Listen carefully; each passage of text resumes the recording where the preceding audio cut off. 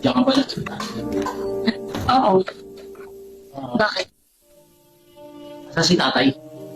Lumabas eh. May bibilin daw. Ano ka? Parang ang ganda mo ngayon. Parang kakaiba yung ganda mo. Nakakabigani ka. Kakaiba yung ganda mo. Siguro, alam ko na kung bakit na-inlove sa'yo si tatay. Ano ba yung mga sinasabi mo dyan? Kasi, iba yung dating mo, tay. Ano bang ibig mo sabihin? Parang may Sige nga. pinupunto ka. Nakita ako kung bakit na-inlove sa'yo ang dati. Dahil, siguro, ganda ka. Tsaka mapagmahal.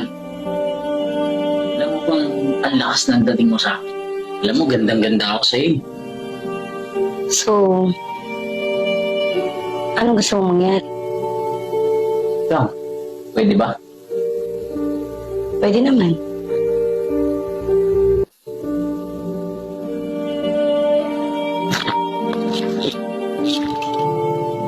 Walang hiya kayo!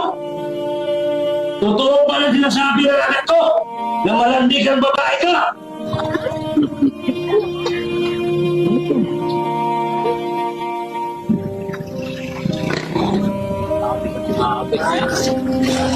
Wala akong babae.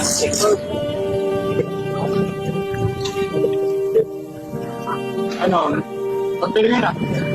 Naka-order na ako. Sa'yo ano pa? Bestseller. Para hindi ka pa naka-order. Eh, nalulungkot ako lagi. Lagi. Lagi na busy. Na pag tumatawag ako din. Di ba nakupi? Ano ba? Pinag-ipot ko. Lakero ka talagang babae. Ewan ko lang tayo. Tapos ka pa sa akin eh. Totoo ka talaga. Naniyak kay tatay. Wala. Sino ka nagbigay? O di ba tayo naniwala ka sa akin? Sabi ko sa'yo eh. Tingnan mo, napakagat ko siya sa plano ko, tay. Ngayon magdesisyon ka. Ano? Baka mahalin mo pa ba yung ganyang klaseng babae? Ano ba nasabi mo ngayon, tay? Kaya ako nga ko sa'yo, palayasin mo na yan, tay.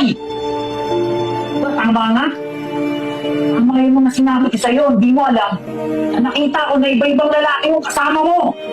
Tumawin ka na sa tatay ko dahil ayaw niya maniwala. Sinungaling talaga yung babae niyan. Hindi, Ali, huwag ka maniwala. Huwag ka maniwala. Makinig ka sa akin. Inakit lang ako ng anak mo eh. Hoy, babae, lumayas ka dito ha. Ayaw ko na makita yung pagmumukha mo. Sinit-up ka namin ng anak ko. Yun ang totoo. Napakalandi mong babae. Lumayas ka! Wala kang lugar sa pamamahay na to. Lumayas ka na! Diba, tay? Tama ako sa mga sinabi ko sa'yo. Ayaw mo kasi maniwala eh. Salamat sa... Ay, mahal na mahal kita. Ayaw kitang masasaktan.